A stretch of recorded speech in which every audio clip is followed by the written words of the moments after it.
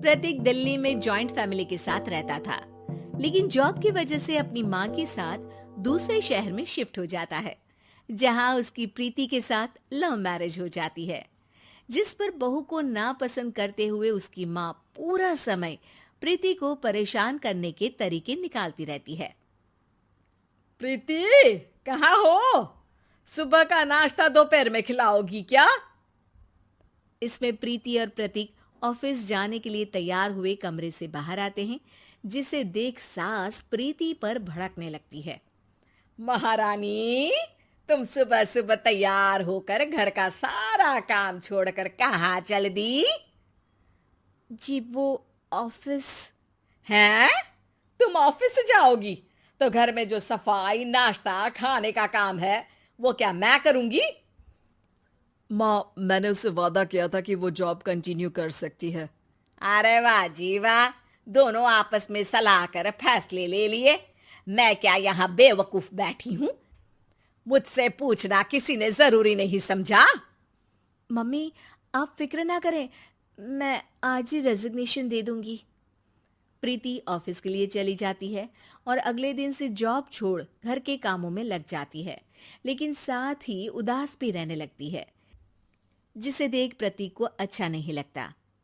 मुझे पता है तुम्हें अपनी जॉब कितनी पसंद थी। आई एम सॉरी प्रीति। अरे कुछ नहीं होता, बस मम्मी खुश रहनी चाहिए। अब प्रीति अपनी सास को खुश करने और उनका दिल जीतने की जी तोड़ कोशिश करती रहती है, पर सास कभी उससे सीधे मुंह बात तक नहीं करती। इसी तरह दिन बीतने लगते हैं।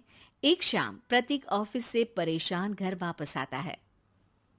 माँ, चाची का फोन आया था। दादी की तबीयत बहुत खराब है, हमें दिल्ली जाना होगा। पति की बात सुन प्रीति तो पैकिंग शुरू भी कर देती है, पर माँ वहीं बूत बनी खड़ी रह जाती है। लगता है मम्मी अपनी सास से बहुत प्यार करती हैं, तभी उनके बीमार होने की खबर सुन शॉक में आ गई। ये प्यार नहीं, परेशानी है। तुम तो ऐसे सोचो कि अब से जब तक दिल्ली में हो तुम्हारे अच्छे दिन शुरू। अच्छा, ऐसा क्या है दिल्ली में? वो तुम्हें कुछ ही घंटों में पता चल जाएगा। सास के रिएक्शन और पति की बात से कंफ्यूज्ड प्रीति दोबारा पैकिंग में लग जाती है, जिसके बाद कुछ घंटों का सफर तय कर तीनों दिल्ली पहुंच जाते हैं, जहां घर के अंदर पहुंचते ही लोगों की भीड़ देख प्रीति परेशान हो जाती है। हे भगवान, इतनी भीड़! प्रतीक, कहीं तुम्हारी दादी को कुछ हो तो नहीं गया ना? पागल, ये भीड़ नहीं, मेरा परिवार है। क्या? इसे तुम परिवार कहते हो?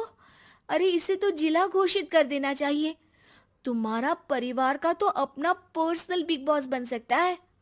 हैरान परेशान प्रीति परिवार वाले सदमे से बाहर निकली भी नहीं होती कि सिर पर पल्ला रखे शांत तरीके से सबके साथ बात करते हुए अपनी सास को देख उसे दूसरा सदमा लग जाता है। हाय राम, ये मम्मी का ऐसा भी कोई रूप है? ये तो मुझे पता ही नहीं था।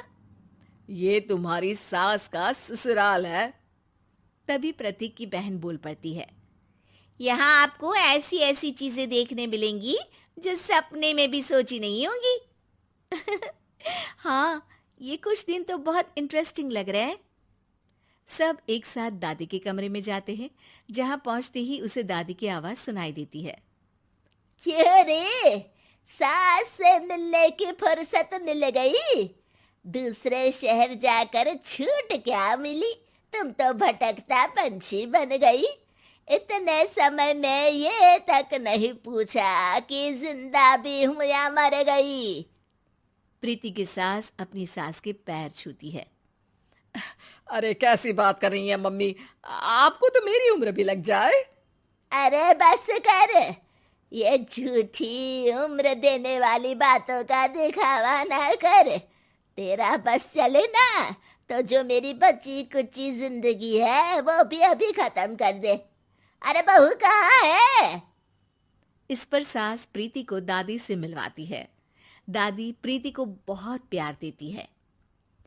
क्यों बहू, तेरी ये सास परेशान तो नहीं करती ना?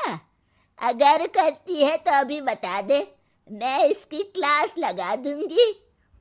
अरे कैसी बात कर रही हैं माँ जी, भला मैं क्यों किसी को परेशान करूंगी।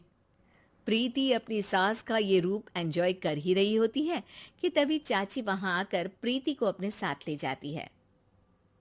सास की क्लास लगते देख जो खुशी मिल रही थी वो तुम्हारे चेहरे से साफ पता चल रही थी, इसीलिए ले आई, क्योंकि अगर उन्हें पता चल जाता तो तुम्हारी खैर नहीं थी।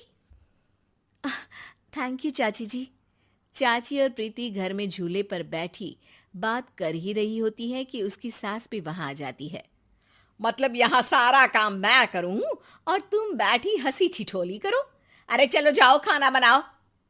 सास प्रीति को डांट कर काम करने भेज देती है, जिसे दादी देख लेती है और एक बार फिर सासू माँ की क्लास लग जाती है, जिसे पूरा परिवार मजे से खड़ा होकर देखने लगता है।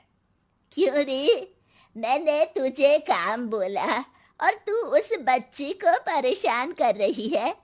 सास की कोई इज्जत रह गई है इस घर में या नहीं?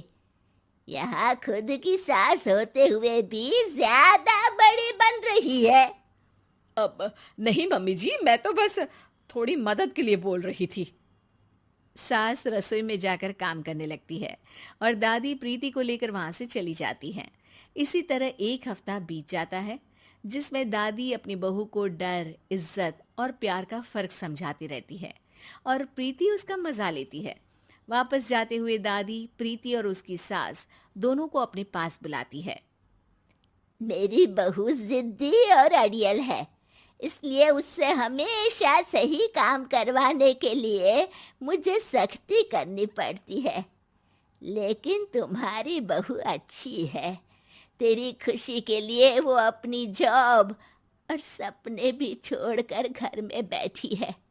अपनी बहू के साथ प्यार से रहो। और प्रीति, अगर अभी भी तुम्हारी सास परेशान करे ना, तो फिर तुम्हें पता चल ही गया है कि शिकायत कहाँ करनी है। जी, अपनी सास की ससुराल में उनकी सासू माँ के पास।